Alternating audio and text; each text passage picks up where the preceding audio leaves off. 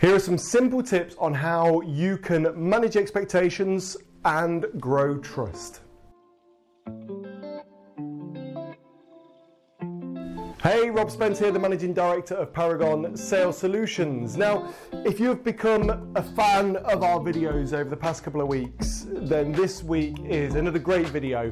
And if you're new to these videos, look, first of all, welcome. Second of all, hit that subscribe button, drop a like, and make sure you drop a comment as well.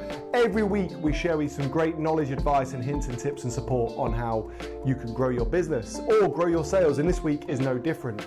Now, this is a topic that we talk a lot about. I've written a lot about in the 3 books that I've currently got published, and a lot of the videos we've been putting out there feature this, and it's all about trust, because trust is so important between yourself and your prospects and your customers. And one of the key ways to do that, and we've not really touched upon it in much depth yet, is how to manage expectations. Now, in my experience, managing expectations is a great way to develop trust. And if we look at it from a different angle, if one does not manage expectations, you can actually end up shooting yourself in the foot.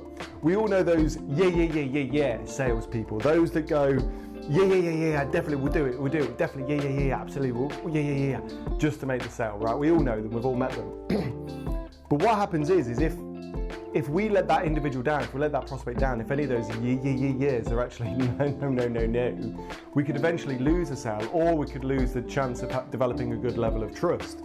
So tip number 1, I guess, if we go straight into it, is we've always got to be open and honest and upfront about what we can do and what we cannot do, and to manage those expectations. If something truly cannot be delivered until such and such a date, make sure that that's clear. Don't say, yeah, it'll definitely be next day when it's 2 weeks away, or so on and so forth. Always be upfront and honest. Another tip I always like to share is to always understand the needs and requirements and wants of our customers.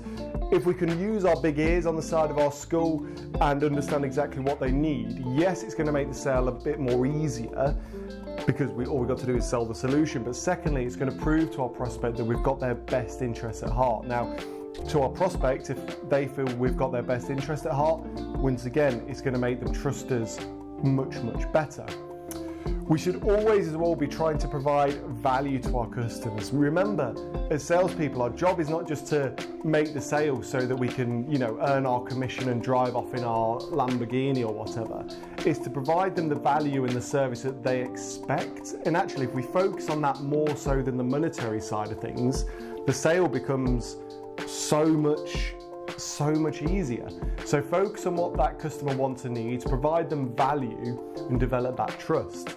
Of course, we always want to seem as an authority in our industry, so stay up to date with industry news, the latest regulations, market trends, and so on and so forth. This will allow you the chance to seem like an authority within your field.